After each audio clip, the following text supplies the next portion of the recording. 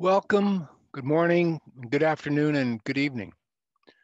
We are thrilled to again have Bonjour à tous. Nous avons près de 500 participants aujourd'hui.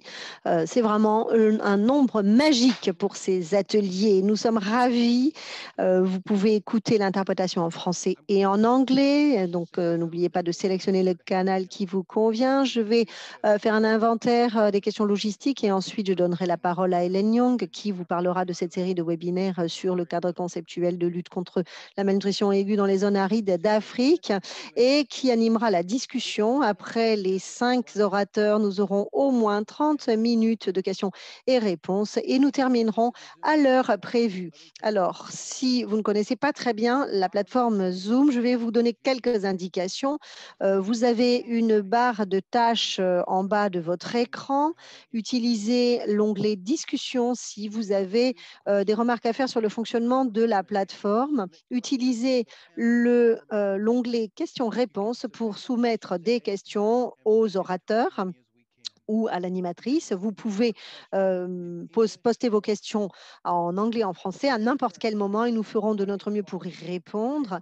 N'oubliez pas que la qualité audio parfois se détériore de façon inattendue et l'interprétation devient impossible. Dans ce cas-là, les interprètes vous l'indiqueront et redémarreront l'interprétation dès que le son le permettra.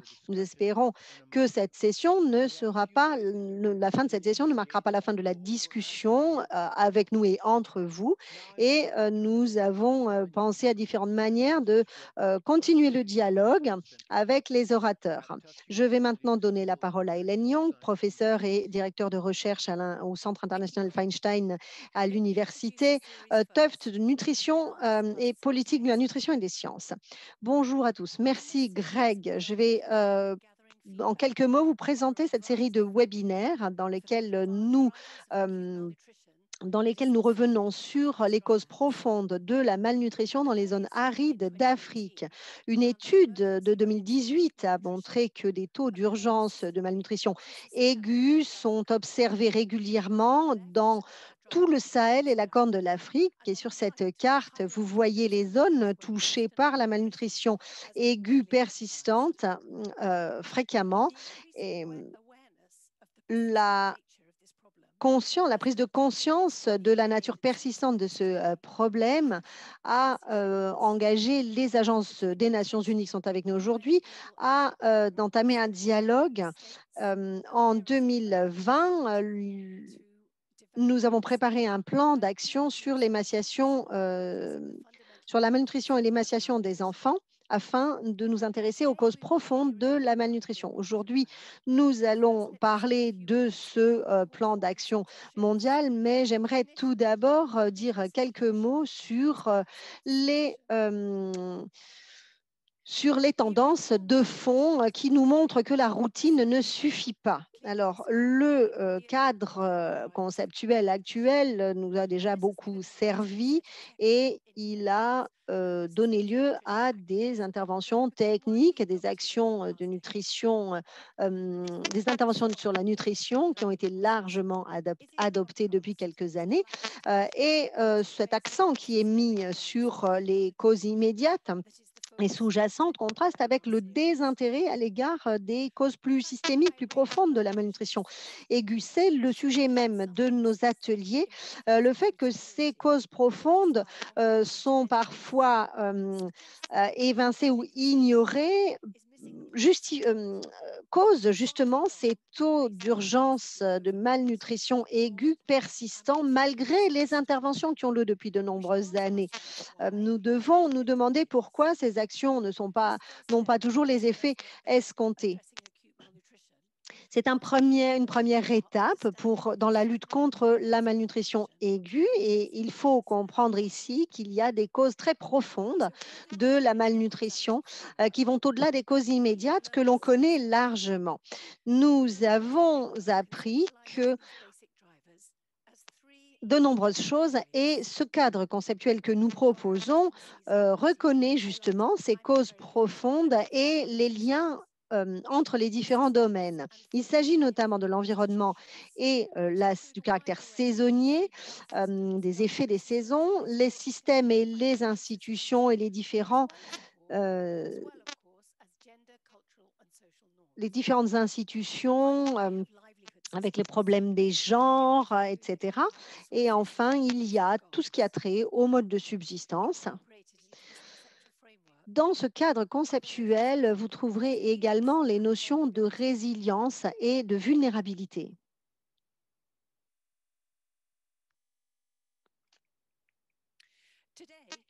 Aujourd'hui, nos orateurs vont présenter leur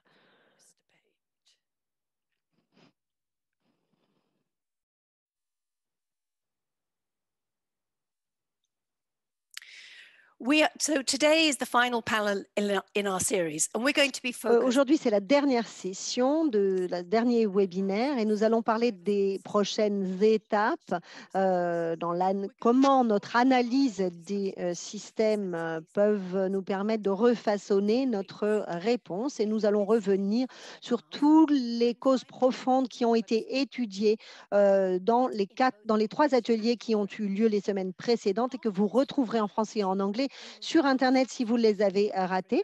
Après la session d'aujourd'hui, nous allons faire une nouvelle mouture de ce cadre conceptuel sur la base de vos contributions.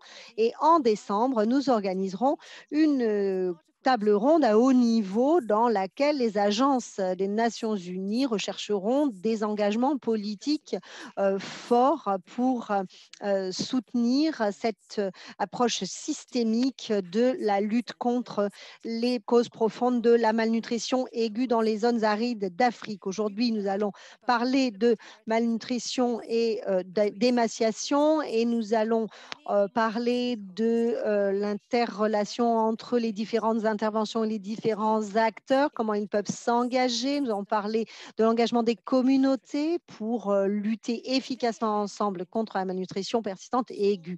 Nous avons avec nous aujourd'hui Sol Guerrero, qui est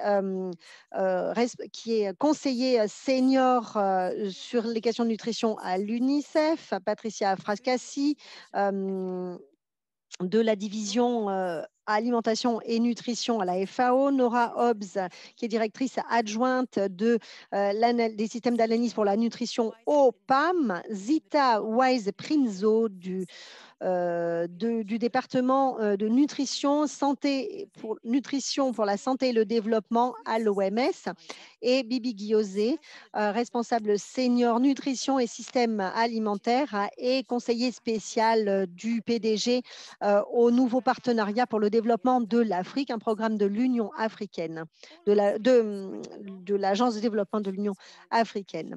Donc, nous bénéficions aujourd'hui de leur expérience dans le domaine de la nutrition. Et nous savons que beaucoup d'entre vous qui participez à ce séminaire avaient aussi une expérience très solide. Donc, nous vous encourageons à participer aux discussions, bien sûr, et à poser vos questions. Sol, c'est vous qui prenez la parole en premier. Je vous en prie.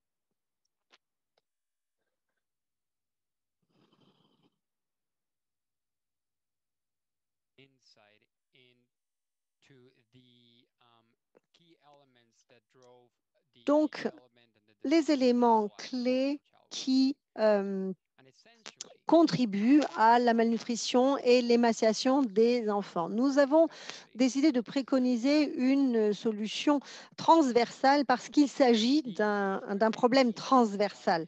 La raison principale pour laquelle le secrétaire général a demandé à toutes les agences des Nations Unies qui travaillent sur la malnutrition de se concentrer sur l'émaciation, c'est la suivante. Il y a un objectif qui est très clair, réduire l'émaciation pour qu'elle touche moins de 5% des enfants d'ici 2025, moins 3% d'ici 2030.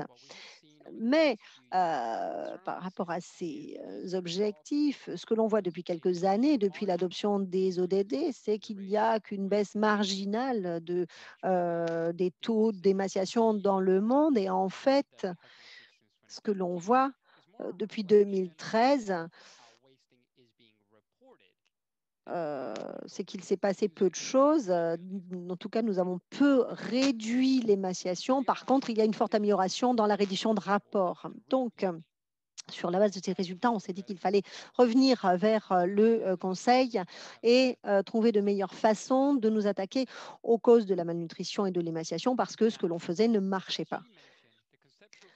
Comme cela a déjà été dit, le cadre conceptuel existe depuis déjà quelques temps et le défi sur lequel nous sommes tous d'accord, c'est que l'émaciation, c'est quelque chose qui dépend de beaucoup de facteurs. Il faut que beaucoup de choses soient bien faites pour qu'on puisse se débarrasser de l'émaciation. Mais malheureusement, il suffit qu'une seule chose aille de travers pour qu'elle frappe. C'est la difficulté des interventions. Ça n'est pas nouveau, on le sait déjà depuis longtemps. Et d'ailleurs, cela a modifié notre façon d'envisager l'émaciation et d'en parler. Mais par contre, ça n'a pas encore défini la façon dont nous agissons. Ça ne nous a pas permis de façonner nos interventions. Ça n'a rien changé sur ce que l'on fait contre. Alors, une partie de la réponse, c'est que le point d'entrée de l'action humanitaire contre l'émaciation, c'est traduit, enfin, ça a été de multiplier les programmes et les services plutôt que de se concentrer sur le renforcement des systèmes et des institutions nationales et des réseaux. Nous avons opté pour des interventions ad hoc et pas pour des interventions systémiques. Ce faisant, ce qui s'est passé, c'est que nous n'avons pas mis en place des solutions prévisibles qui pourraient lutter contre les causes profondes, les facteurs qui favorisent la malnutrition de façon systémique. Il nous faut une solution transversale qui prenne en compte l'ensemble des systèmes pour le faire. Cette solution plus systémique, cette réponse plus systémique que l'on a voulu mettre en place depuis quelques années contre toutes les formes de malnutrition se sont concentrés sur toutes les formes de malnutrition. Et en fait, ce que cela a engendré, c'est une marginalisation de l'émaciation au profit d'autres formes de malnutrition, par exemple les carences multiples. Et donc pour nous, ça c'est quelque chose de très très important et c'est une chose contre laquelle on veut lutter justement avec ce nouvel effort. Et il y a donc ici un manquement. Nous n'avons pas réussi à nous attaquer à toutes les causes profondes, tous les facteurs qui contribuent à l'émaciation tout le temps. Et dans tous les cas, pas d'une façon systématique, systémique et prévisible. Alors, lorsqu'on a commencé à travailler sur ce plan d'action mondial, c'est parce qu'on s'est rendu compte qu'il fallait un changement vraiment fondamental dans notre façon de travailler. Tout d'abord, il y a l'aspect géographique. Il faut que toutes les réponses systémiques, tous les services et les programmes se concentrent sur les zones géographiques des pays ou sur les pays qui sont le plus vulnérables et le plus à risque d'émaciation. Il y a des services qui sont disponibles dans certaines zones d'un pays et d'autres services disponibles dans d'autres zones d'un pays. Et lorsque c'est le cas, évidemment, et ce n'est pas une surprise, cela ne change rien.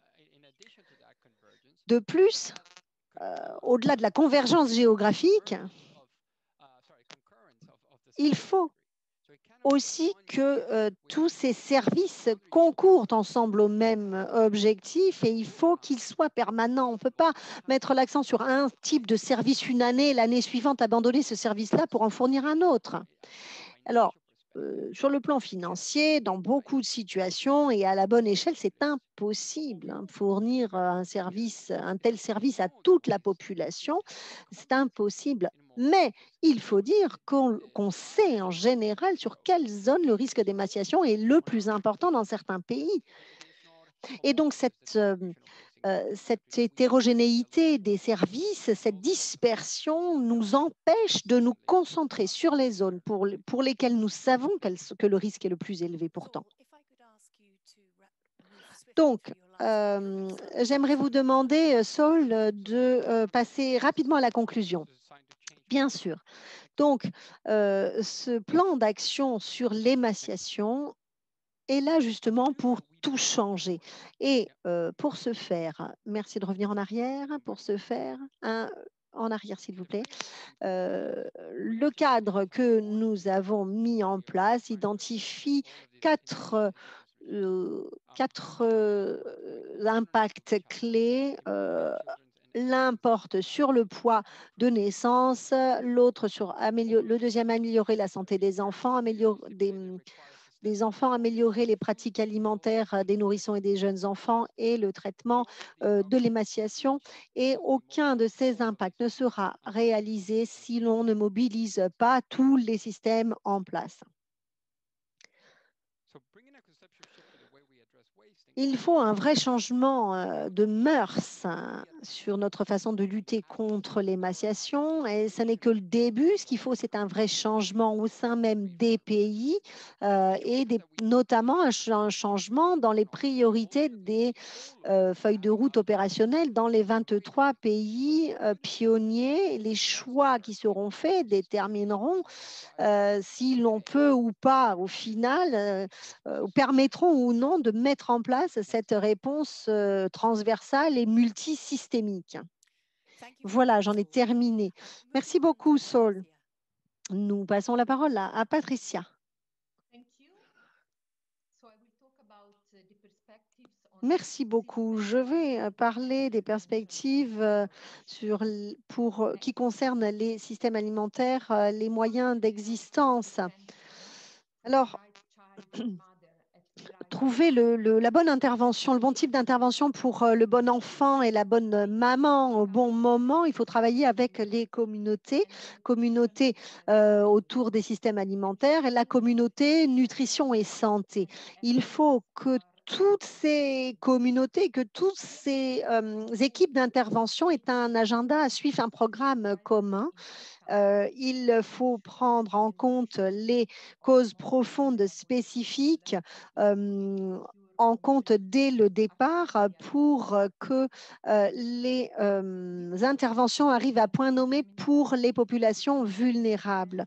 En fait, il faut construire cette complémentarité entre d'un côté, les résultats économiques et sociaux et environnementaux et les résultats en termes de nutrition et de santé. Ça signifie sécurité alimentaire, mais aussi des objectifs en termes d'anthropométrie et d'apport nutritionnel quotidien. Cela se fonde sur les écosystèmes et les moyens d'existence avec l'action des communautés. Cela implique les ménages et les familles, mais aussi les enfants et les individus. Il faut améliorer la productivité et la disponibilité des aliments nutritifs, mais il faut aussi regarder, vérifier qu'ils sont accessibles et abordables. Et puis, il faut également avoir une perspective très large du caractère saisonnier, de l'effet des saisons en termes de végétation comestible, de disponibilité de l'eau, en fonction de la saison des pluies, etc. Mais aussi les questions sanitaires, par exemple, les maladies et le statut nutritionnel. Les actions prioritaires identifiées dans le cadre GAP au sein des systèmes de protection alimentaire et sociaux ne sont pas nouvelles. Ce qui est nouveau, c'est la stratégie qui vise une transformation du système tout entier, comme Saul l'a d'ailleurs mentionné. Par exemple, il faudrait regarder comment les actions de priorité peuvent contribuer à fournir ou permettre aux femmes et aux enfants vulnérables d'avoir accès à une nourriture saine et nutritive et peu coûteuse. Lorsque l'on travaille avec des institutions clés comme les écoles et les agences, il faut voir comment débloquer l'offre ou l'approvisionnement et la demande pour les aliments sains et nutritifs, en partie et y compris des aliments spécialisés dans certains contextes. Lorsque l'on travaille avec des gouvernements et autres et ONG, il faut voir comment les données et l'analyse peuvent aider et contribuer au consensus en prenant en compte les moyens de subsistance et la saisonnalité qui influencent l'accès et la consommation d'un régime alimentaire sain. Les priorités d'action du GAP ne sont pas nouvelles. Une analyse des politiques et des stratégies montre que la plupart des actions prioritaires sont déjà présentes dans les documents nationaux.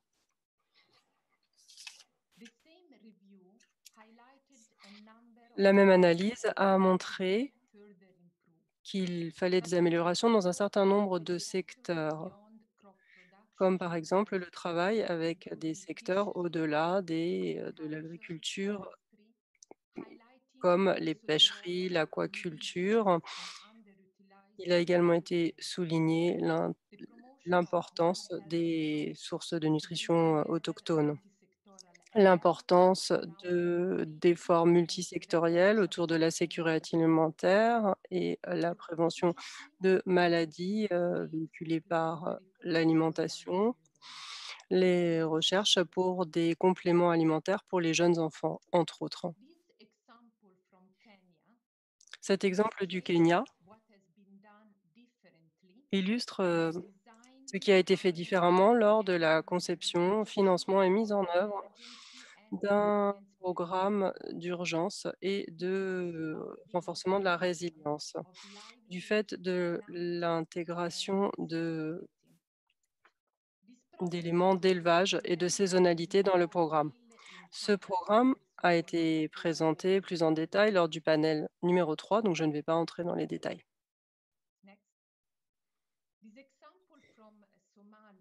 Ici, nous avons un exemple de Somalie qui montre le lien entre une approche fondée sur les moyens de subsistance pour soutenir les producteurs locaux et l'utilisation d'un schéma de protection sociale afin d'améliorer l'accès et la consommation d'aliments nutritifs dans des zones où il y a un fort risque de malnutrition infantile.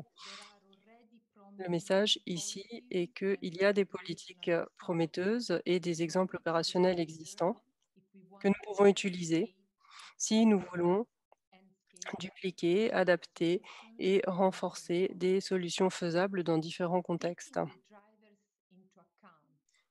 Si l'on regarde les facteurs, ce n'est pas prendre en compte les facteurs n'est pas impossible. Cela peut être fait et il faut le faire maintenant. Merci. Passons maintenant à Nora.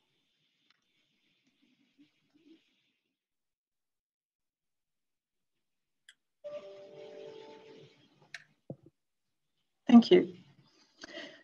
So I'll be talking about analyzing the local food system in Je vais parler des systèmes alimentaires locaux dans les zones arides et je vais souligner les opportunités et les éléments importants et comment cela peut contribuer au GAP.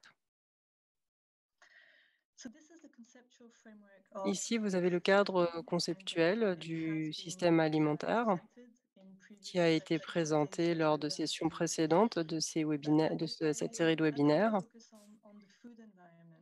Et je voudrais me concentrer sur l'environnement alimentaire, avec l'approvisionnement ou l'offre et la demande. Lorsque l'on évalue cet environnement alimentaire, on mesure la disponibilité et le coût d'aliments nutritifs. Et ce faisant, on comprend le niveau de contrainte auquel les individus et les foyers sont confrontés lorsqu'ils doivent faire leur choix alimentaire. Cela détermine leur régime alimentaire et leur situation nutritionnelle.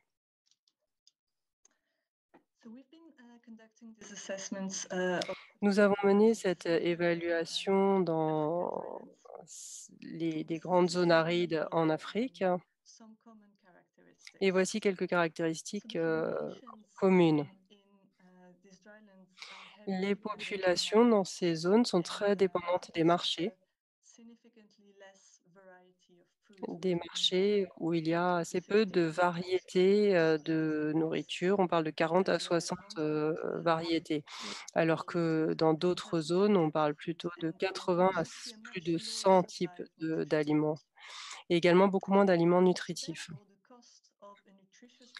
Le coût d'un régime nutritif peut être 3 à 4 fois plus élevé qu'un régime uniquement énergétique, alors que dans d'autres zones, on parle d'un régime qui coûterait 2 fois plus cher.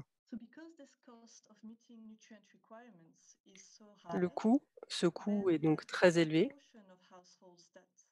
La proportion de foyers qui ne peuvent pas avoir accès à un régime nutritif est très élevée, en général au-dessus de 70. Et dans certaines zones, il n'est pas possible d'atteindre les besoins nutritionnels en consommant uniquement des aliments locaux, comme par exemple en Somalie. Les plus vulnérables, les enfants, les femmes, les adolescentes ont encore plus de difficultés à avoir accès à une alimentation qui réponde à leurs besoins. Il y a moins d'opérateurs économiques locaux et les systèmes qui évaluent les coûts ont tendance à uniquement s'occuper des produits de base et pas forcément des produits nutritifs.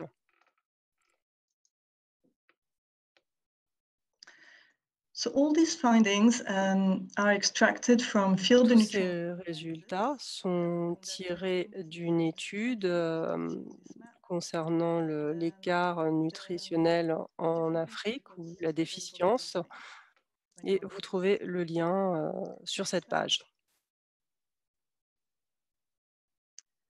And I'll just be illustrating by using a country example in Je vais Burkina. utiliser un exemple pays, le Burkina Faso, pour expliquer la situation dans ces zones arides. Prochaine diapo. Alors, quand on regarde le Burkina Faso, on voit une situation extrêmement contrastée entre les zones de production et les zones en déficit alimentaire. La région du Sahel, au nord, et la zone qui présente des taux de malnutrition persistants et élevés. Et ce que l'on constate, c'est que dans cette zone, il y a 80% des foyers qui ne peuvent pas avoir accès à un régime nutritif. Cela a un impact très fort sur le régime alimentaire. C'est la majorité de la population qui est confrontée à des obstacles très élevés en termes d'accès à une alimentation nutritive.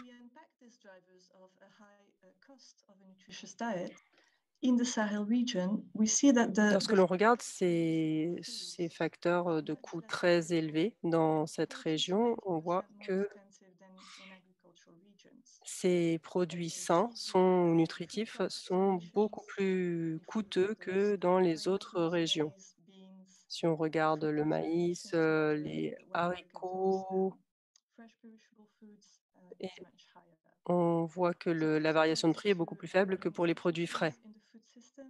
Cela montre qu'il y a des inefficiences dans le système alimentaire et également qu'il y a des opportunités pour améliorer l'approvisionnement en aliments nutritifs. So as Patricia was explaining, we do Comme need l'a to expliqué Patricia, assess the context il faut évaluer le contexte et il faut avoir une compréhension commune des principaux obstacles à cet apport en nutriments et comprendre quels sont les principaux obstacles dans ces zones arides. Et une fois que nous avons cette compréhension commune, Il est plus facile de faire participer les différentes parties prenantes qui ont besoin de contribuer plus à la nutrition. Au Burkina Faso, on a constaté sur la base de cette analyse et cette information que le secteur privé, l'agriculture et la protection sociale ont vu quelle contribution ils pouvaient faire. Et voici mon dernier point. Lorsque l'on regarde l'accès à ces aliments nutritifs, on constate qu'il y a un fossé extrêmement élevé à combler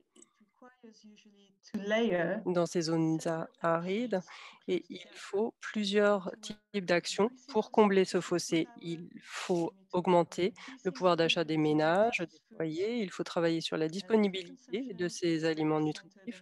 La consommation alimentaire se centre sur les produits de base, donc il faut augmenter le contenu nutritif de ces types d'aliments et il faut des interventions ciblées pour les individus vulnérables à haut risque. Merci Helen. Thank you. And now on to Zita. Passons à Zita. Thank you.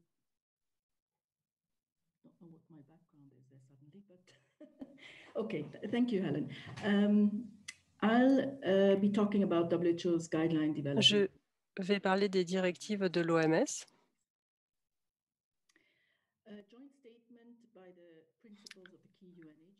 Une déclaration conjointe des agences onusiennes a été publiée l'année dernière pour demander une action conjointe pour éviter l'émaciation des enfants. Il était mentionné que l'OMS allait publier des directives mises à jour en 2021.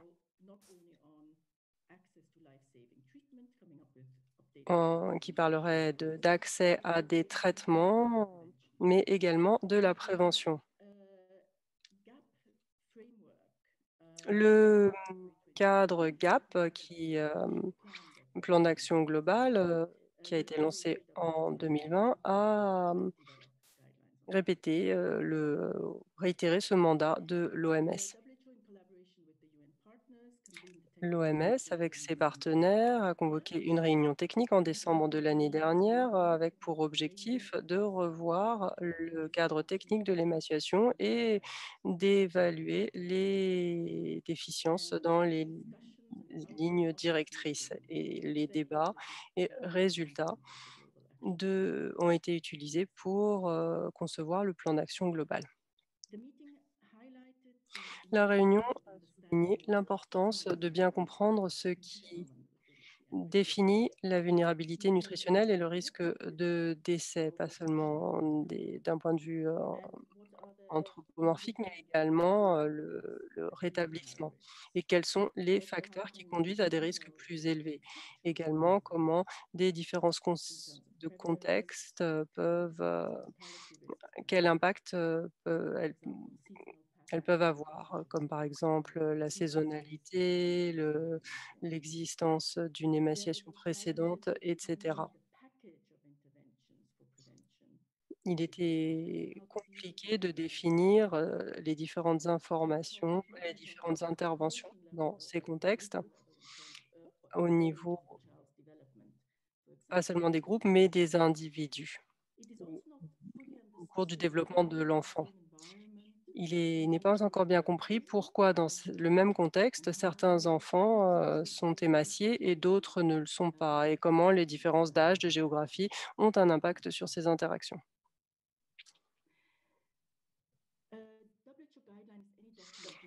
Les directives de l'OMS contiennent des recommandations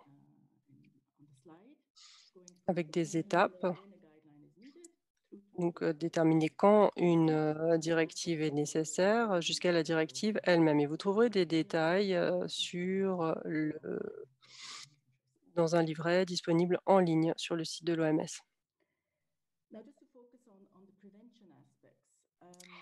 Pour parler des aspects de prévention, voici quelques exemples de question que nous étudions pour les directives au niveau individuel ou des populations. Quelle est l'efficacité d'intervention basée sur la population pour améliorer la qualité de la sécurité alimentaire et prévenir l'émaciation des enfants? Deuxième est l'effet de la santé maternelle et intervention de nutrition sur la prévention du faible poids à la naissance. Il a été montré que la moitié des enfants qui souffrent d'émaciation avaient un poids de naissance très bas. C'est un élément à prendre en compte. Troisième exemple, comment est-ce que des programmes communautaires basés sur la prévention peuvent-ils être intégrés dans les services de santé de manière efficace?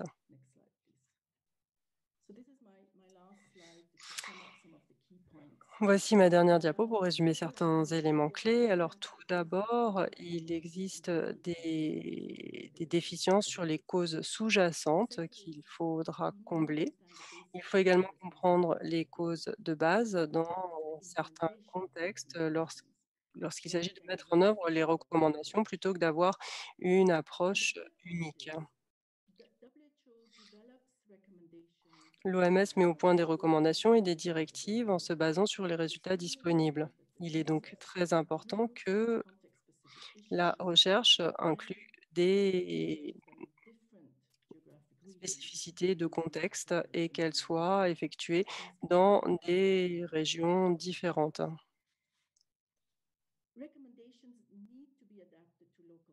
Les recommandations doivent être adaptées aux contextes locaux. Des outils doivent être développés pour aider les pays à mettre en œuvre les directives sur la base de leur contexte. Il faut impliquer les parties prenantes multisectorielles. Nous avons vu des exemples de panélistes précédents sur comment ceci a été mis en œuvre. Merci. À vous, Helen. Thank you very much, Zita. And now for our final Merci, Zita. Passons donc à Bibi, notre dernière oratrice. Bibi, vous avez la parole.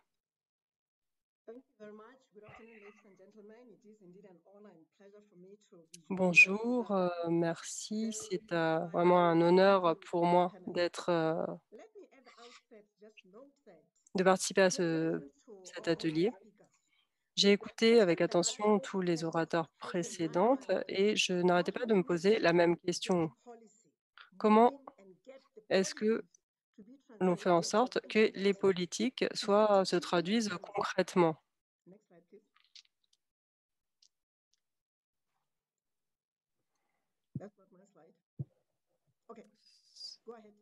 Allez-y, continuez.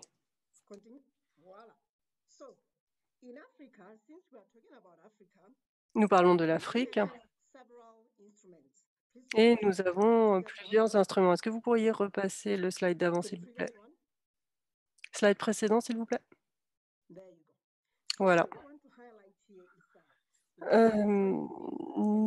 Ce que je voulais dire était que nous avons des cadres au niveau continental qui permettent de définir le programme en matière alimentaire de l'Afrique. Nous avons l'agenda 2063 avec l'objectif 3 pour des citoyens en bonne santé et bien nourris. Pour ce faire, nous avons avancé et nous avons défini dans la déclaration de Malabo 17 indicateurs de sécurité alimentaire et puis nous sommes allés encore plus loin.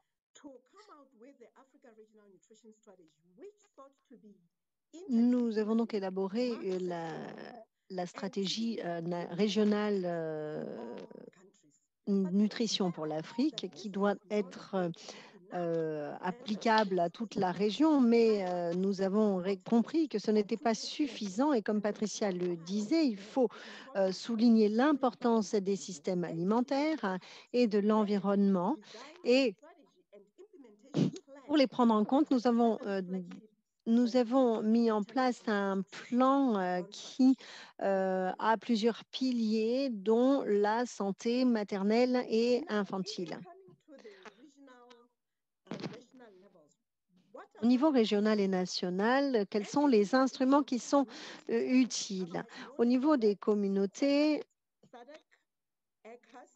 régionales, la SADC, la CEDEAO, l'Union africaine, etc., toutes ces organisations régionales ont déjà des stratégies nutritionnelles et alimentaires très solides, ainsi que d'autres partenaires. Mais la question qui persiste, c'est est-ce que ces stratégies sont bien mises en œuvre? Est-ce qu'elles sont évaluées?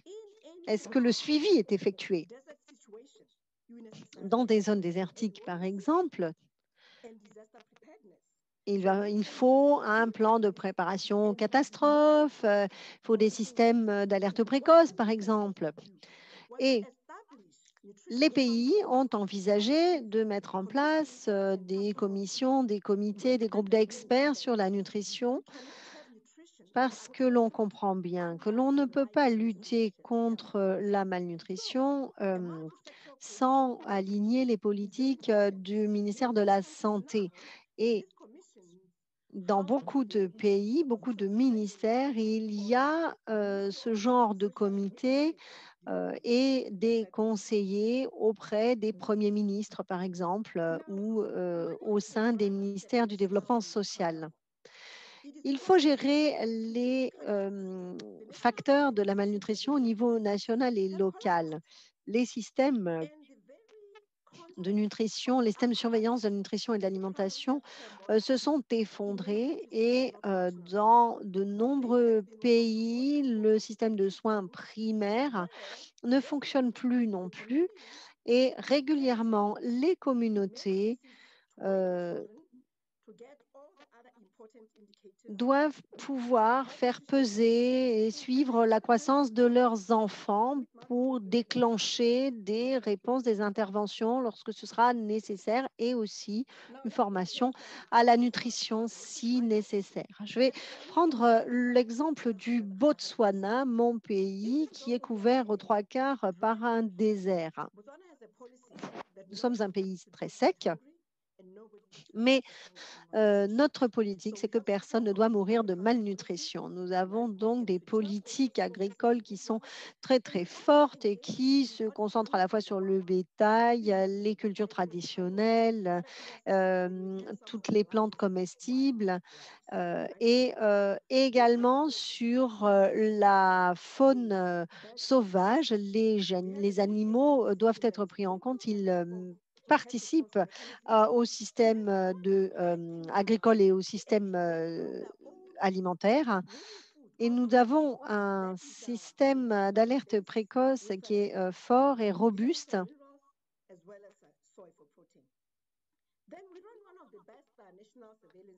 Et nous avons également des systèmes de surveillance de la nutrition des mères et des enfants et notamment une politique de repas à la cantine pour tous les enfants du primaire. Alors, que faut-il faire maintenant? Je crois qu'il faut arrêter de parler, qu'il faut passer à l'action. Il faut que les stratégies soient traduites dans la pratique, qu'elles soient mises en œuvre et il faut une approche un peu scientifique pour confirmer que l'on adhère aux priorités définies. Et il faut un système de gouvernance de la nutrition et de l'alimentation qui intègre les priorités. Et il faut ici inclure le secteur privé également. Et il faut un effort de planification et de coordination interdisciplinaire. Les consommateurs, il y a une demande du côté des consommateurs. Ils veulent qu'on favorise la responsabilisation, la reddition de comptes et cela ne pourra pas se faire si l'on n'a pas défini les bonnes priorités. Merci infiniment à vous, Bibi, et à tous nos orateurs. Voilà ce que nous avions préparé. Avant de continuer, je voudrais résumer ce qui vient d'être dit très rapidement par nos 4 orateurs. Sol nous a rappelé que la malnutrition a des causes multiples connu par les nutritionnistes depuis longtemps et il a expliqué que d'un côté, on comprend comment cela fonctionne, mais d'un autre côté, malheureusement, on met l'accent sur certains services et programmes isolés et il a expliqué qu'il nous fallait un véritable changement de mœurs qui promeuve une stratégie intégrée contre la malnutrition qui puisse être mise en œuvre au niveau d'un pays tout entier. Patricia nous a expliqué ce qui était nouveau dans ce cadre conceptuel. Elle a expliqué que cela impliquait notamment la façon dont les institutions allaient contribuer à améliorer les régimes alimentaires et elle a insisté sur l'importance d'un consensus et d'arrêter de travailler en silo dans certains secteurs. Elle a montré des exemples d'exercices de cartographie politique et expliqué comment les choses pourraient être faites différemment. À l'exemple du Kenya,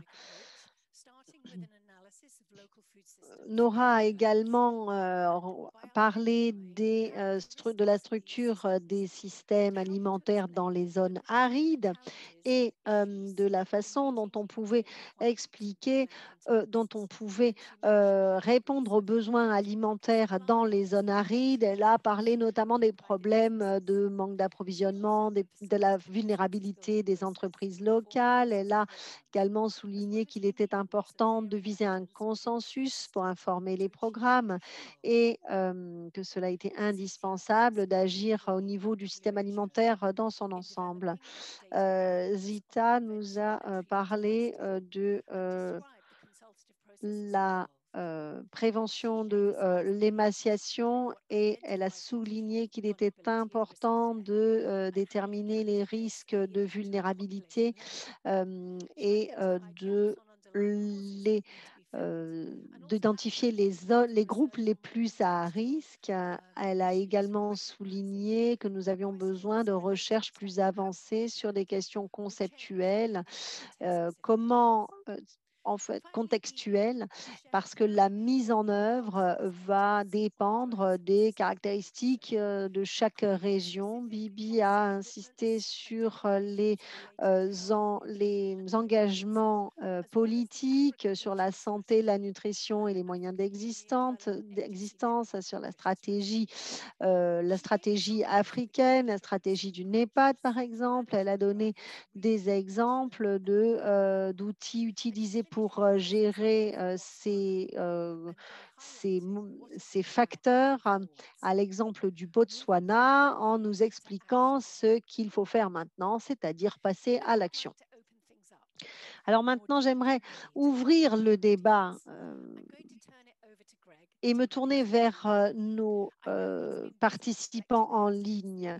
Je vais donner la parole à Greg pour qu'il anime le débat. Je sais qu'il a regardé de façon très assidue vos questions.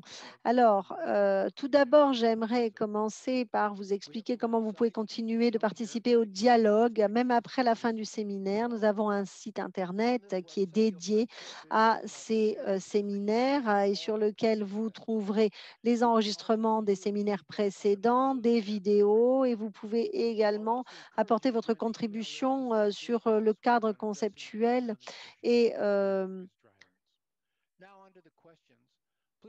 maintenant, pour ce qui est des questions, continuez de mettre vos questions, de poster vos questions à l'onglet questions et réponses. Nous allons tout faire pour y répondre, mais ce ne sera peut-être pas possible puisque nous avons 500 participants. Alors, j'ai quelques questions. Nora, dans le cas du Burkina Faso, quelles sont les actions qui ont été identifiées dans les différents secteurs pour améliorer l'apport en nutriments dans la région du Sahel? Merci beaucoup, Greg, et merci pour cette question. Donc, l'exemple du Burkina Faso est très important.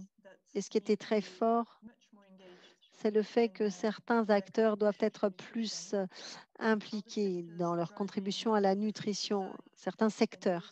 Il y a des secteurs qui déterminent l'approvisionnement alimentaire, comme le secteur agricole, par exemple, et certains secteurs privés. Il y a des secteurs qui sont là en soutien, comme le secteur commercial ou le secteur des infrastructures. Donc, on a de plus en plus de secteurs qui s'impliquent conformément à ces réflexions. Le développement rural et le bureau du Premier ministre ont attiré l'attention sur les moyens d'existence et je crois que c'est également très important dans le contexte des zones arides. Il est important de stabiliser les moyens d'existence pour améliorer le régime alimentaire et il est indispensable de passer d'un système de subsistance à un moyen d'existence plus prévisible et plus stable.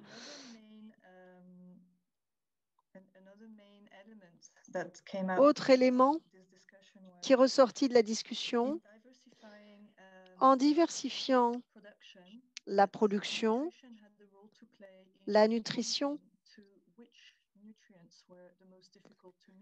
est indispensable parce qu'elle permet d'identifier les nutriments qui vont le plus manquer, qui ont le plus tendance à manquer dans les zones arides. Et grâce à des programmes et des interventions locales, on peut trouver des façons d'augmenter la disponibilité de ces aliments qui vont être riches en calcium, en fer, en vitamine A, en vitamine C, et trouver des moyens d'améliorer l'accès à ces aliments pour les populations locales. Ensuite, ce qui a été aussi très important, c'est la nécessité d'impliquer le secteur privé sur notamment les compléments les additifs que l'on met dans les aliments dans certains pays et ces grands programmes nationaux. Merci beaucoup. Une question pour Zita. Zita, quel est le calendrier cette directive, de l'élaboration de cette directive? Alors, tout d'abord, première étape, déterminer les questions et le périmètre de cette directive. L'OMS a demandé une étude de périmètre, des études de périmètre, y compris sur la prévention. Elles seront discutées, les résultats de ces études seront discutés la deuxième semaine de décembre pendant le Conseil, où on déterminera aussi les questions de la directive. Ensuite, nous lancerons pour chaque question un examen systématique qui aura lieu l'année prochaine. Lorsque tout cela sera fait, il y aura une réunion finale en novembre ou décembre 2021 sur la directive, donc consacrée à la directive, où nous finaliserons la recommandation. À vous, Greg.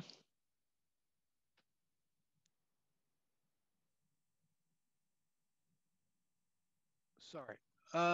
Good. Zita, actually, I've got a follow-up for you. Zita, en fait, j'ai une question pour vous, une autre question. Est-ce que les recommandations sont basées sur la qualité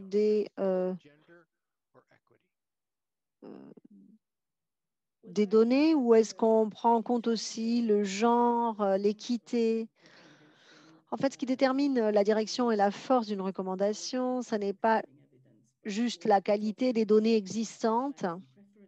On regarde aussi les valeurs, les préférences, l'équilibre des avantages et des inconvénients et l'acceptabilité, la faisabilité, l'équité, les droits de l'homme, les considérations relatives aux droits humains font tout à fait partie de ce processus, évidemment, notamment au début lorsqu'on définit les questions.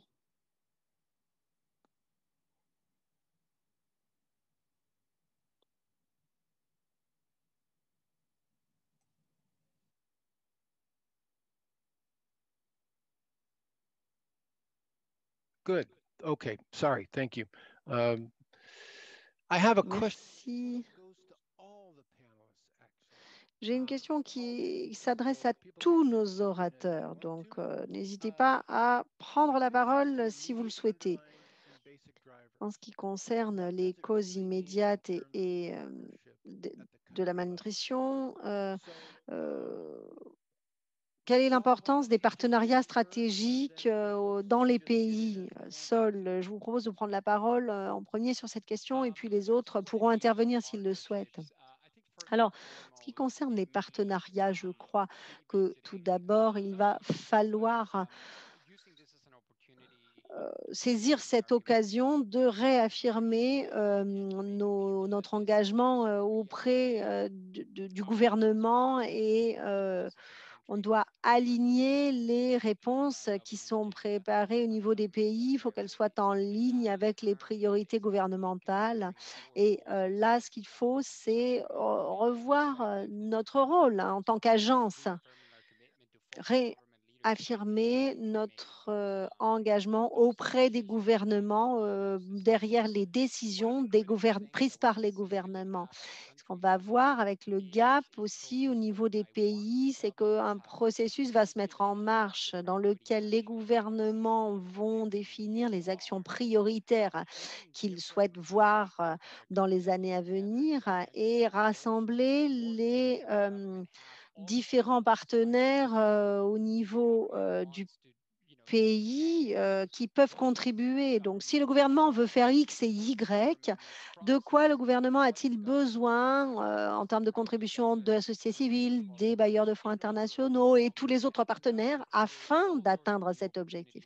Et ça va créer des occasions de sceller de nouveaux partenariats et de réaffirmer des partenariats existants ou ouvrir de nouveaux partenariats avec de nouveaux partenaires qui jusqu'à présent n'étaient pas impliqués, mais qui ont quelque chose à apporter. Il faut qu'on ait tous une définition commune du succès d'un partenariat pour être tous bien d'accord et comprendre bien les avantages comparatifs de tous les partenaires. Tout cela doit être exploré parce qu'il va falloir mettre en place des partenariats qui vont jouer un rôle décisif dans le succès des actions.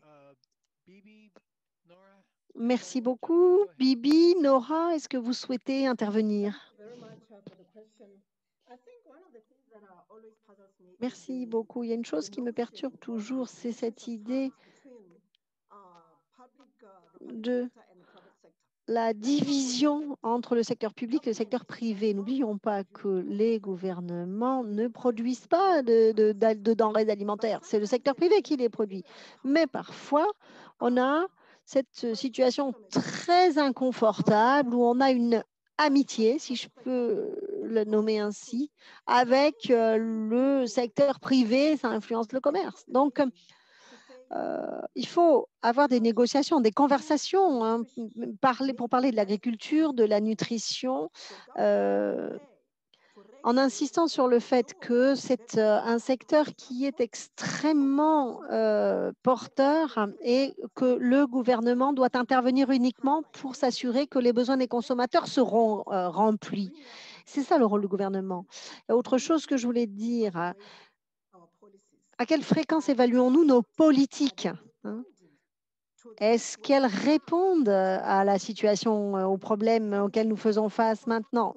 Par exemple, pendant la pandémie de la COVID-19, dans quelle mesure les politiques, les programmes, les interventions mises en place par le gouvernement obtiennent les résultats souhaités? Hi. This is D'autres Patricia. réponses? Patricia. Oui, je voulais parler de l'importance de reconnaître les avantages comparatifs de différents intervenants. Il faut voir ce que font les experts dans d'autres disciplines. J'en ai parlé dans ma présentation, et Nora également.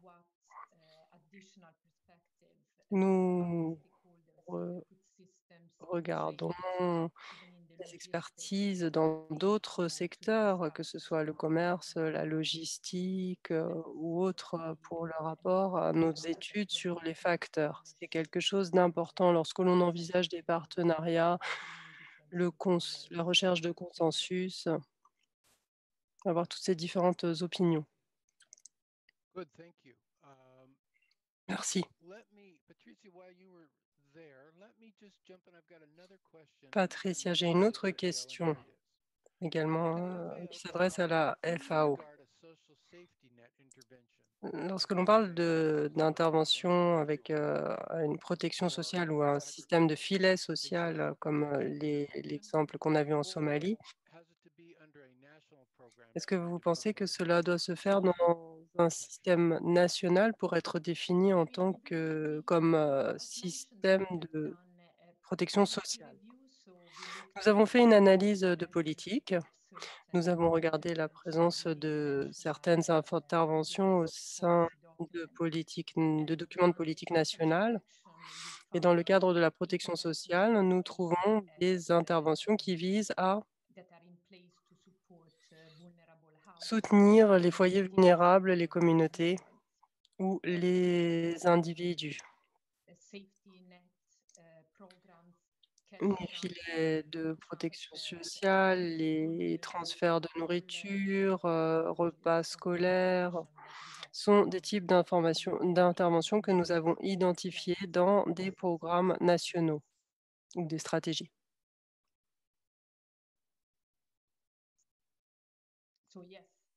Donc oui, il s'agit ils s'inscrivent dans la catégorie protection sociale. Oui. Merci. Helen, j'ai une question pour vous que l'on avait reçue un peu plus tôt. Quels sont les défis analytiques pour une approche holistique de la malnutrition dans les zones arides? C'est une question assez vaste, mais je suis sûre que vous pouvez y répondre. Merci, Greg.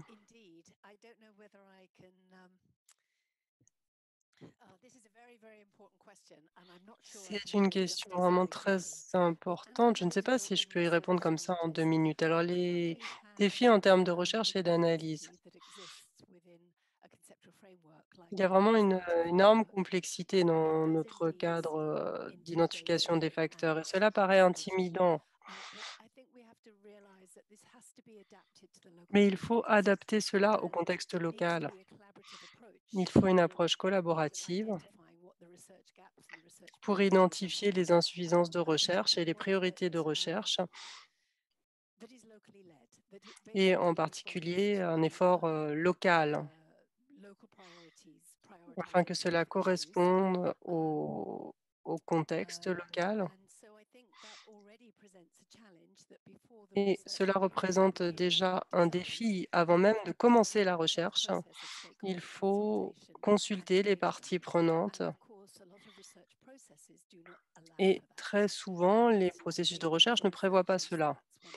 Et je pense que pour les chercheurs, c'est l'un des grands défis auxquels nous devons réfléchir. Et puis, bien sûr, il y a tous les problèmes pratiques et logistiques auxquels nous sommes confrontés lorsque nous travaillons dans les zones arides.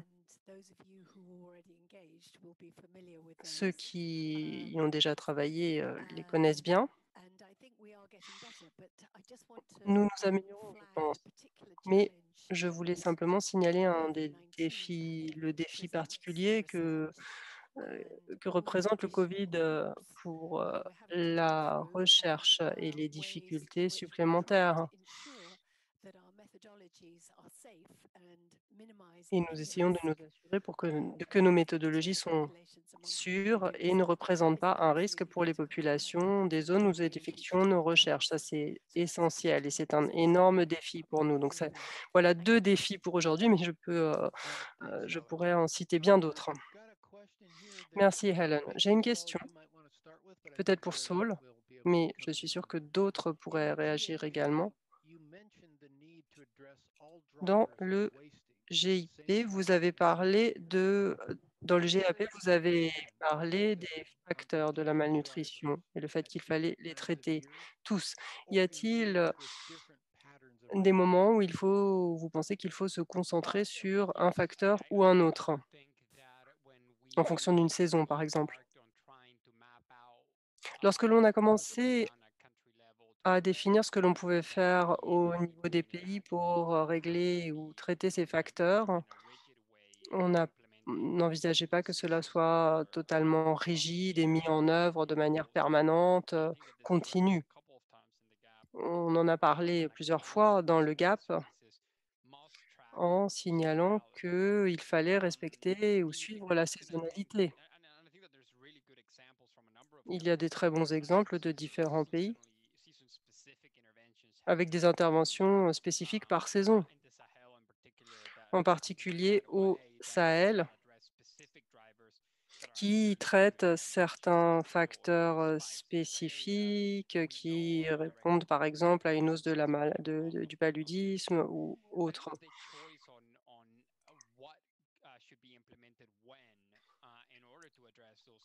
Savoir ce qu'il faut mettre en œuvre et quand, suivant les facteurs de saisonnalité, cela correspond vraiment au contexte et le cadre GAP ne va pas définir cela.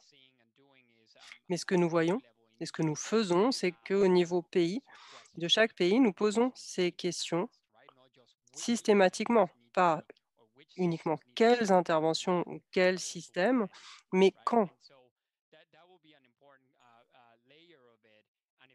Et c'est un aspect très important. Ce n'est peut-être pas défini ou détaillé maintenant, mais c'est parce que dans un cadre mondial, ça serait vraiment très difficile, impossible ou contre-productif de définir cela. Mais on en discute au niveau des pays lorsque l'on définit en détail les interventions. Merci. Y a-t-il d'autres intervenants qui souhaitent réagir sur cette question? Hi.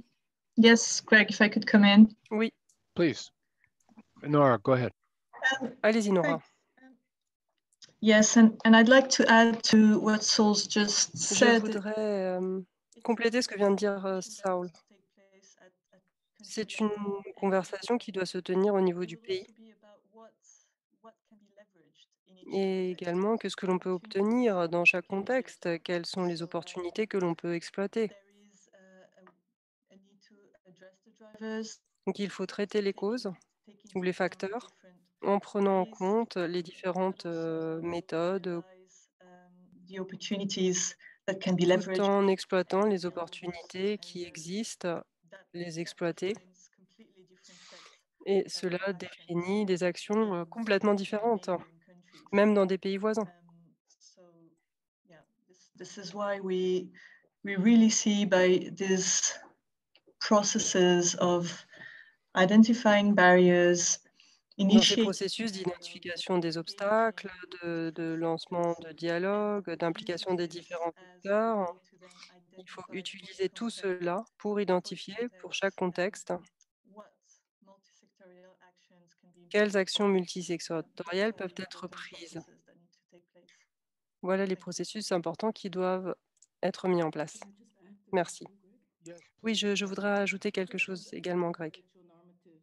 Oui, du point de vue de l'OMS, et j'en ai parlé dans ma présentation, il est difficile, voire impossible, d'avoir des recommandations mondiales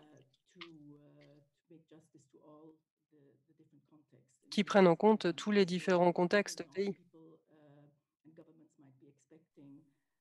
Les pays, les gouvernements, les citoyens s'attendent parfois à ce que l'OMS présente des solutions au niveau mondial pour traiter ces différents facteurs, mais ce n'est pas l'objectif, c'est impossible.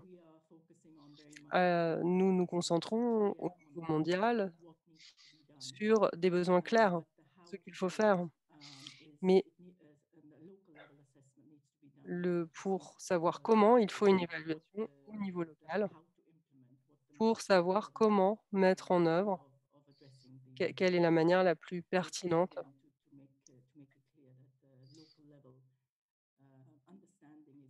Donc simplement pour répéter encore une fois qu'une connaissance et une compréhension du contexte local est essentielle pour pouvoir traiter toutes ces questions. Good, thank you, Zita. Anybody else on that one? Merci Zita. D'autres Another réponses? Sinon, je passerai. Oui, simplement pour ajouter que dans le GAP, il est mentionné explicitement l'importance de prendre en compte la question des moyens de subsistance et la dynamique saisonnière. Donc, c'est vraiment une priorité qui a été identifiée et qu'il faut prendre en compte. Donc, les moyens de subsistance et la good, thank saisonnalité. you for that, Patricia. Thanks for coming. Merci, Patricia. Let me move to another question I've got. Je vais passer à une autre It's addressed to all question of you, qui actually. s'adresse à vous tous. In most contexts, Dans la plupart des high rates of contextes, malnutrition les are taux low élevés de in malnutrition areas sont with localisés specific ou needs se or retrouvent dans des regions. localisations ou Often, des régions policies and spécifiques. action Mais plans souvent, les politiques et les plans d'action sont are conçus au niveau national. Y a-t-il regional or des efforts geography pour specific in-country policies and action plans assurer la prise en compte de ces to ensure dimensions one locales ou size régionales fits dans all? les plans de politique pour How ne do pas we avoir persuade them all une governments approche to unique just qui do it? s'applique à tous? Et comment est-ce que l'on peut convaincre les gouvernements de mettre The ce type floor is d'approche en open œuvre? for anybody that wants to come in first. Allez-y, vous avez la parole. I'm happy to speak to it Thanks, first. Paul. Oui, je veux bien m'exprimer en premier. Tout à fait. Et oui, c'est l'important de la convergence géographique, le fait qu'il faut vraiment nous concentrer sur dans ces zones des pays où nous savons que les taux sont très élevés par rapport aux autres régions du pays. Le processus GAP et la feuille de route qui est en cours dans 23 pays actuellement commence par une question: quel est le taux de malnutrition au niveau national, puis au niveau sous-national ou régional? Et ensuite, sur la base de ce résultat, quelles sont les zones géographiques spécifiques où nous voulons déployer des interventions spécifiques? Donc, le processus est conçu pour partir du niveau traditionnel d'analyse nationale à un niveau régional et une hiérarchisation des besoins, étant donné que le problème n'est pas réparti de manière uniforme dans le pays. Ce processus va ensuite conduire à des variations régionales du type de réponse pour prendre en compte les variations régionales d'une province à l'autre, par exemple. Cela reste à voir. Il y a des limites au niveau de granularité. Mais l'idée, c'est que les feuilles de route ne soient pas conçues au niveau national. L'idée, c'est qu'elles soient basées de manière spécifique sur les besoins au niveau régional. Et j'espère que lorsque nous commencerons à mettre en œuvre, passer à la mise en œuvre et à la programmation plus détaillée, cette philosophie de nous poser les questions de ce qui est spécifique au contexte va continuer. Et que nos réponses seront sur mesure par rapport aux besoins spécifiques de chaque Good, thank you, Saul. zone. Anybody else want to comment on that? Merci Saul. D'autres réactions? Yes, I'd like to chip in. Helen. Oui, Greg, j'aimerais intervenir également. Um, C'est Helen. I basically wanted to give an example. Je voulais donner un exemple Bring it back to the question of livelihoods and et emphasize that revenir à cette question des moyens de subsistance. Lorsqu'il y a des différences, nous pouvons les comprendre en comprenant les moyens de subsistance des zones arides. Nous avons besoin de cette compréhension locale des différents moyens ou systèmes de subsistance pour comprendre ce qui mène à ces pics saisonniers. Les éleveurs Et les agro-éleveurs ou les agriculteurs en zone aride vivent souvent côte à côte dans la même région. Et pourtant, leur système de subsistance les place dans une relation très différente par rapport à leur environnement. Ils ont des pics saisonniers différents et des facteurs différents. Et ça, c'est un puzzle sur lequel on peut travailler. Une fois que l'on comprend le système des zones arides, on peut prédire quand se produiront ces pics et quelles sont les causes, ce qui permettra un meilleur ciblage des interventions, par exemple, ou de savoir comment nous pouvons soutenir ces systèmes. Voilà. Thank you, Helen. Merci, Any Helen. others to comment on that D'autres question? commentaires? So can I jump in here? This is Please, Bibi. Oui, Yeah, oui, I allez-y, think Bibi. for me, one of the most important De things mon is point de vue, the une des choses les contextualization plus and importantes est la adaptation. contextualisation et Policies are not l'adaptation. instruments that are Les rigid, and politiques we ne are sont not pas des developing instruments rigides. locality. Il Engage with the faut local people. They nous rendre dans understand sur their place, sur le terrain, pour agricultural discuter avec les populations landscape, locales. Ce sont their eux qui comprennent, understanding qui the connaissent le weather. scénario They have wisdom agroécologique, qui because they savent are ce qui est le mieux experts pour eux. in that. Ce sont eux qui So ont la again, connaissance, ce sont eux qui vivent là. parachuting Alors l'idée one of the de policies or parachuter, que ce strategy soit or une politique, une solution stratégie has ou never une worked. solution, ça ne marche jamais. Co-creating solutions Il faut at the co-créer des subnational solutions level, au at the niveau district régional, level, au niveau des districts with households, et même with avec neighborhoods, des because foyers. unless you C'est très understand important the problem parce que yourself, si vous ne comprenez pas initially, vous-même how do you know that le you're problème, hot enough? So that consideration for me remains really vraiment key. en détail, Solution c'est co-creation at the subnational essentiel. Il faut une co-création de solutions. Thank you, Bibi. Merci, Bibi. I would like to do, if I can, kind of a follow-up question on that, Bibi. Une question de suivi, si je peux me permettre, Attendees, de la and part this is to all of you, actually. d'un membre du public qui s'adresse à vous tous.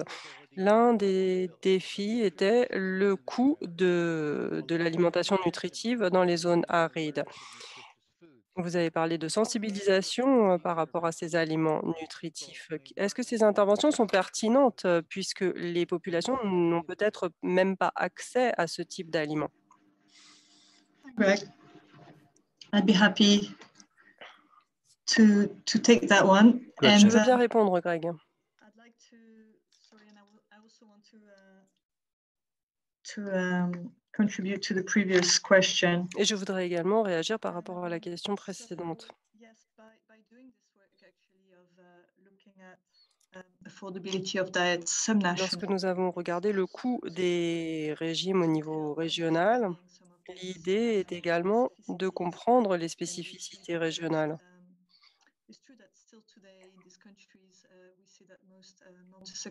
Et très souvent, on constate que dans les pays, ces plans multisectoriels pour la nutrition sont les mêmes, avec un ensemble multisectoriel, mais c'est toujours un peu la même chose déployée dans différentes régions du pays.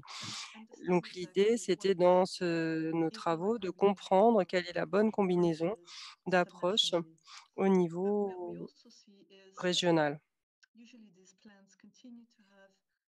On constate que ces plans se concentrent trop souvent ou très souvent sur les causes immédiates et c'est donc très intéressant de voir comment on peut sortir de cela et faire en sorte que les programmes se concentrent sur les causes de base, les facteurs de base. Cette question sur le coût et la sensibilisation à des aliments nutritifs lorsqu'ils ne sont peut-être pas accessibles financièrement,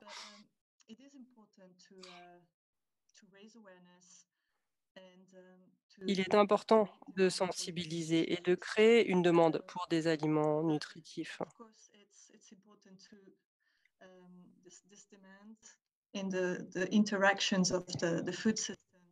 Mais c'est important car cette demande stimule l'offre. Et il faut soutenir, on peut également soutenir l'offre pour qu'elle réponde à la demande. Donc ces interactions offre-demande sont vraiment essentielles. Sensibiliser uniquement ou promouvoir des aliments nutritifs uniquement si on ne fait pas d'efforts pour essayer de monter les barrières économiques que constitue le coût, cela ne permettra pas d'obtenir des résultats. Merci. Merci Nora. Y a-t-il d'autres personnes qui souhaitent réagir à cette question? Allez-y, Bibi. Oui, je pense que comprendre ce que les gens mangent est très important et c'est ce que j'essaye de faire. Si vous vous retrouvez dans une zone agroécologique donnée qui ne peut pas soutenir la production de maïs, pourquoi est-ce qu'il faudrait promouvoir le maïs plutôt que de dire attendez un instant, le mil, ça, c'est beaucoup mieux ici, ou le sorgho, ou la patate douce. Donc, il faut vraiment respecter les systèmes de production d'un point de vue autochtone, local, et promouvoir la biodiversité locale. Ça, c'est quelque chose qu'il faut prendre en compte.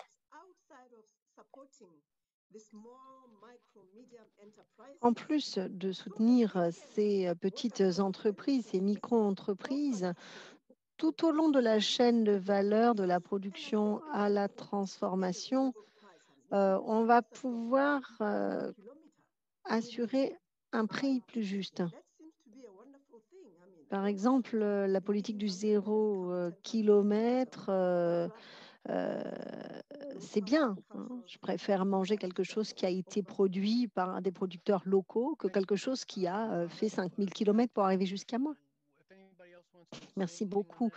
Il nous reste quelques minutes pour laisser intervenir quelqu'un qui voudra ajouter quelque chose. Patricia, par exemple, oui, je voulais revenir sur cette idée de changement de mœurs et de modifier profondément la façon dont nous collaborons avec les institutions, les agences internationales et notamment la question de l'approvisionnement, et comment on peut débloquer la situation et assurer l'accès aux aliments nutritifs. On met l'accent dans beaucoup de pays sur les repas pris à l'école, hein. Et d'ailleurs, c'est quelque chose qui marche. On l'a vu pendant la pandémie où les enfants les plus vulnérables qui n'ont plus pu prendre leur repas à l'école en ont beaucoup souffert. Donc, ça, c'est une réponse institutionnelle. Et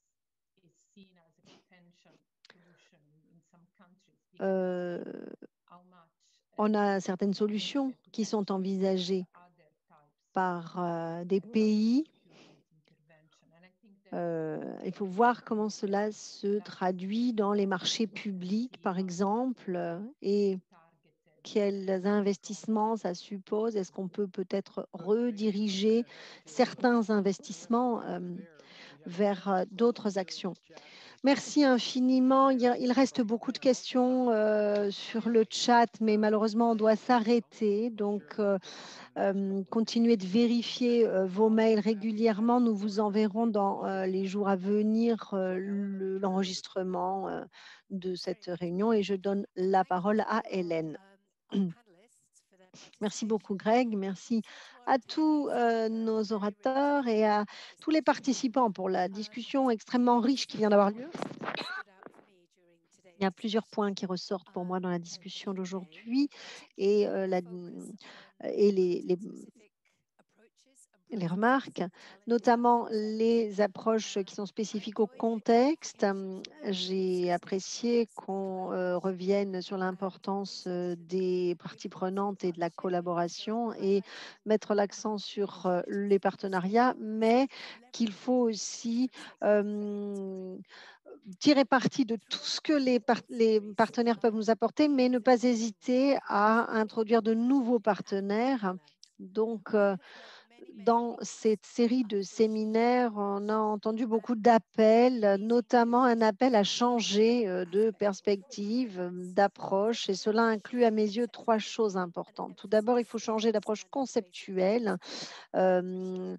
et d'accent lorsque l'on veut comprendre les vraies causes de la malnutrition. Ensuite, il faut changer les politiques, comme par exemple ce plan, ce cadre conceptuel.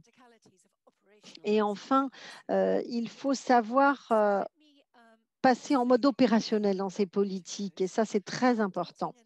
Alors, il faut adapter et mettre à jour le cadre conceptuel. C'était le premier point. C'est très important pour lutter contre la malnutrition dans les zones arides d'Afrique, qui est un problème persistant et extrêmement ciblé. On ne peut plus continuer à dire que c'est une aberration et qu'il faut intervenir de façon humanitaire, hein.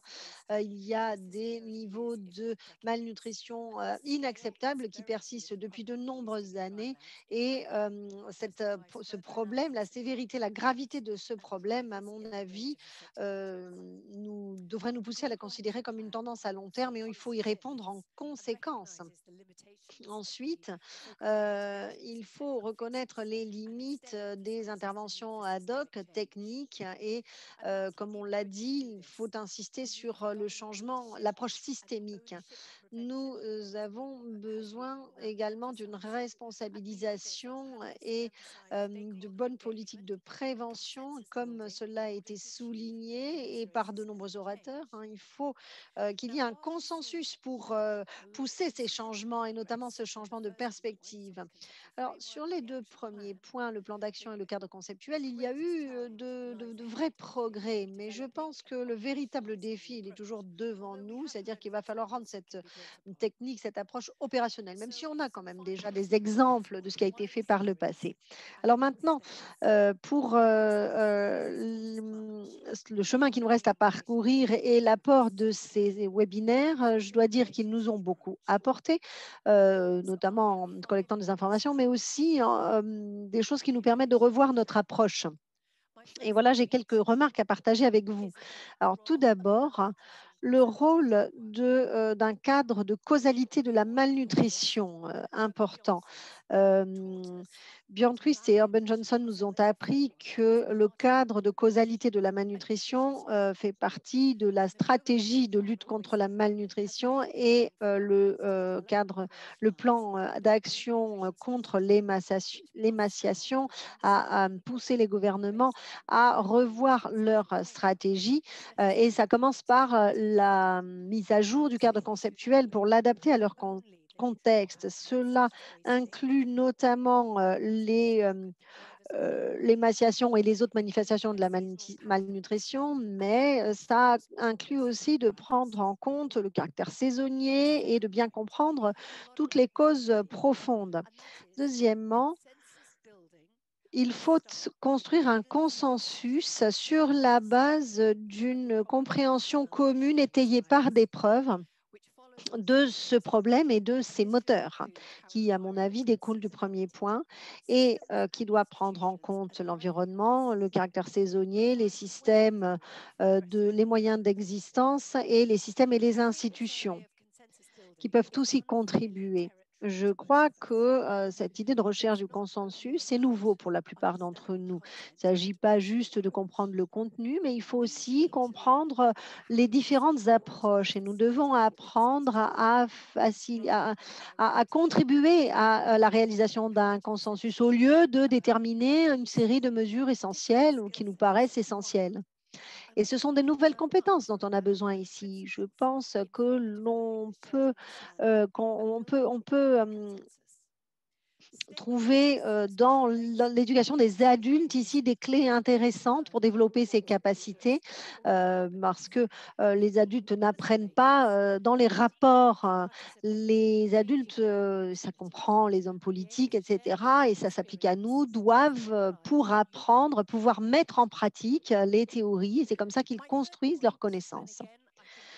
Enfin, troisième point, et là ça a été aussi dit plusieurs fois, c'est que les interventions techniques ad hoc, elles sont nécessaires, mais elles ne sont pas suffisantes pour combattre efficacement l'émaciation. Et ça, c'est un message qui est important et qui est très difficile à faire passer, surtout dans des contextes où les ressources manquent et qu'il y a des choses évidentes à faire et des actions urgentes. Bien sûr, ces interventions urgentes, elles font partie de la solution, mais souvent, ces solutions qui sont très avancées du point de vue technique, elles déclenchent d'autres problèmes. Comme nous le savons, nous l'avons compris, ça n'est pas une panacée pour régler le problème des vulnérabilités qui sont construites socialement et qui sont le résultat d'un déséquilibre des pouvoirs et d'inégalités au sein de la société, comme on l'a appris dans le deuxième webinaire.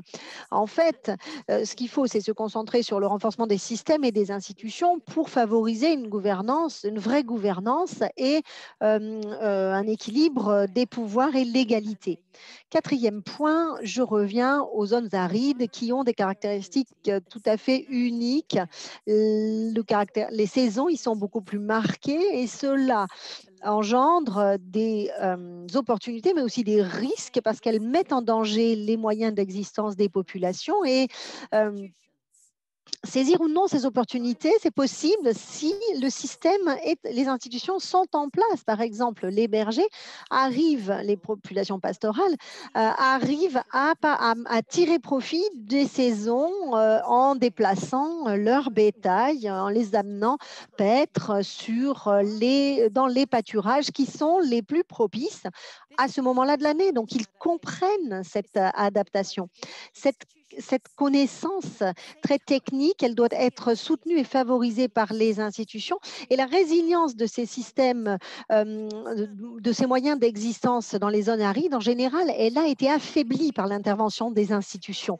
Donc, il faut que l'on se pose la question suivante. Quelles sont les institutions et les processus qui affectent les stratégies locales et qui font qu'au lieu de saisir toutes les opportunités des caractères saisonniers, les moyens de subsistance, au contraire, sont vulnérabilisés. Et tout cela, évidemment, ça sera difficile pour ceux qui ne connaissent pas bien les zones arides. Mais les institutions ici, elles ont quand même un rôle à jouer. Elles doivent permettre de garantir l'accès aux ressources vitales, par exemple. Enfin, dernière planche, sur les défis pour faire avancer ce plan d'action, il faut développer une stratégie opérationnelle pour renforcer les systèmes et les institutions. J'ai conscience que j'ai dépassé le temps qui m'était imparti. Je crois qu'on a eu une discussion extrêmement riche sur tous les points qui apparaissent ici. Enfin, étape suivante, nous allons extraire le contenu, l'essence de ce qui a été dit aujourd'hui et nous organiserons une réunion à haut niveau pour recueillir des engagements forts. Nous souhaitons constituer un groupe d'intérêt autour de la malnutrition aiguë et persistante dans les zones arides. Il y a eu à peu près 5000 personnes qui ont gravité autour de ces ateliers, ce qui montre l'intérêt que ces sujets ont éveillé chez vous. Nous sommes impatients de pouvoir continuer à travailler avec vous sur ces sujets-là. Merci beaucoup de votre participation et au revoir à tous. Merci Hélène et au revoir à tout le monde.